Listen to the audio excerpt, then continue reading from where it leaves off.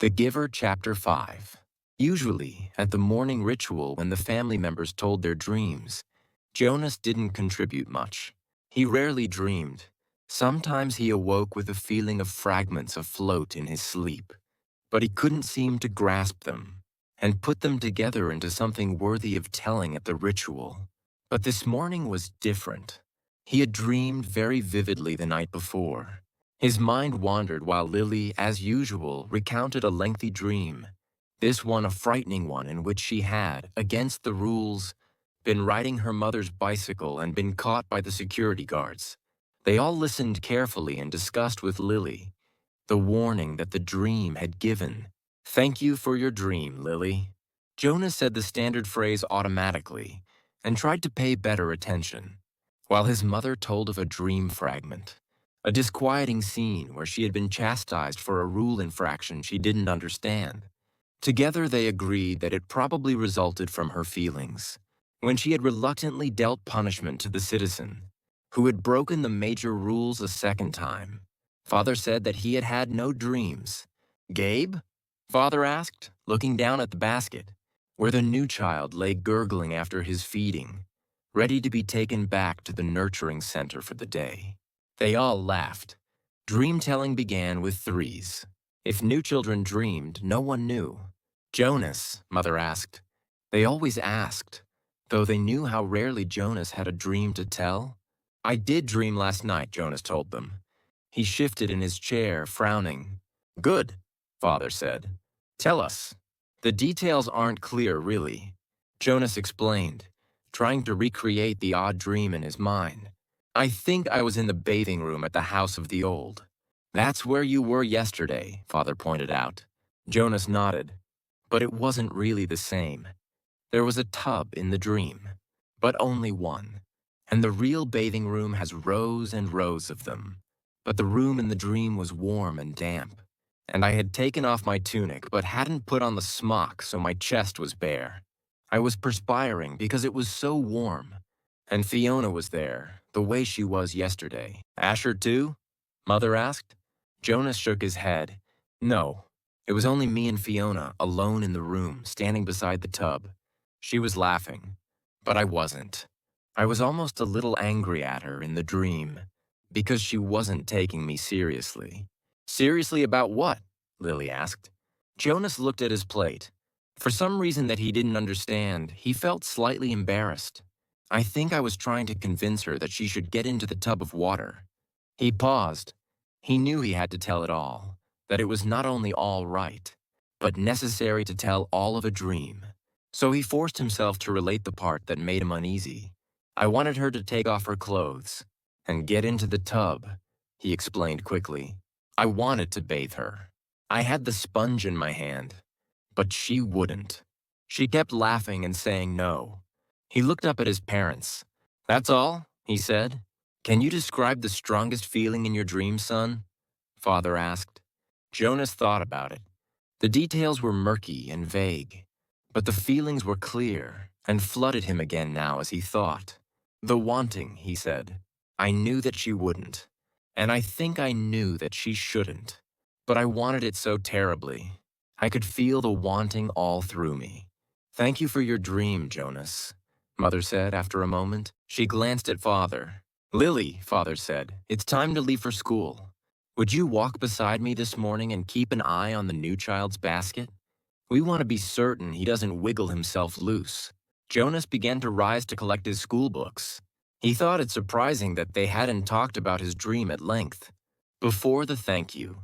Perhaps they found it as confusing as he had. "Wait, Jonas," Mother said gently. "I'll write an apology to your instructor, so that you won't have to speak one for being late." He sank back down into his chair, puzzled. He waved to Father and Lily as they left the dwelling, carrying Gabe in his basket. He watched while Mother tidied the remains of the morning meal and placed the tray by the front door for the collection crew. Finally, she sat down beside him at the table. "Jonas," she said with a smile, "the feeling you described as the wanting, it was your first stirrings. Father and I have been expecting it to happen to you. It happens to everyone. It happened to Father when he was your age, and it happened to me. It will happen someday to Lily. And very often, Mother added, it begins with a dream. Stirrings. He had heard the word before. He remembered that there was a reference to the stirrings in the Book of Rules, though he didn't remember what it said. And now and then the speaker mentioned it. Attention! A reminder that stirrings must be reported in order for treatment to take place.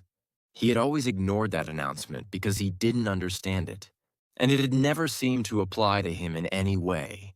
He ignored, as most citizens did, many of the commands and reminders read by the speaker. "Do I have to report it?" he asked his mother. She laughed. "You did in the dream telling. That's enough. But what about the treatment? The speaker says that treatment must take place." Jonas felt miserable. Just when the ceremony was about to happen, his ceremony of 12, would he have to go away someplace for treatment? Just because of a stupid dream? But his mother laughed again in a reassuring, affectionate way. "No, no," she said. "It's just the pills. You're ready for the pills, that's all. That's the treatment for stirrings." Jonas brightened. He knew about the pills. His parents both took them each morning. And some of his friends did, he knew. Once he had been heading off to school with Asher, both of them on their bikes, when Asher's father had called from their dwelling doorway. "You forgot your pill, Asher." Asher had groaned, good-naturedly, turned his bike, and ridden back while Jonas waited. It was the sort of thing one didn't ask a friend about, because it might have fallen into that uncomfortable category of being different. Asher took a pill each morning, Jonas did not. Always better, less rude, to talk about things that were the same. Now he swallowed the small pill that his mother handed him. "That's all?" he asked.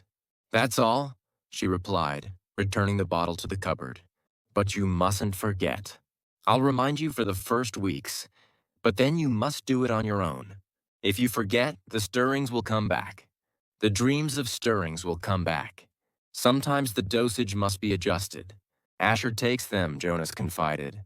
His mother nodded, unsurprised. "Many of your group mates probably do.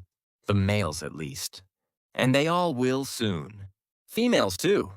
How long will I have to take them?" "Until you enter the house of the old," she explained. "All of your adult life. But it becomes routine. After a while, you won't even pay much attention to it." She looked at her watch. "If you leave right now, you won't even be late for school. Hurry along. And thank you again, Jonas," she added as he went to the door, "for your dream." Pedaling rapidly down the path, Jonas felt oddly proud to have joined those who took the pills.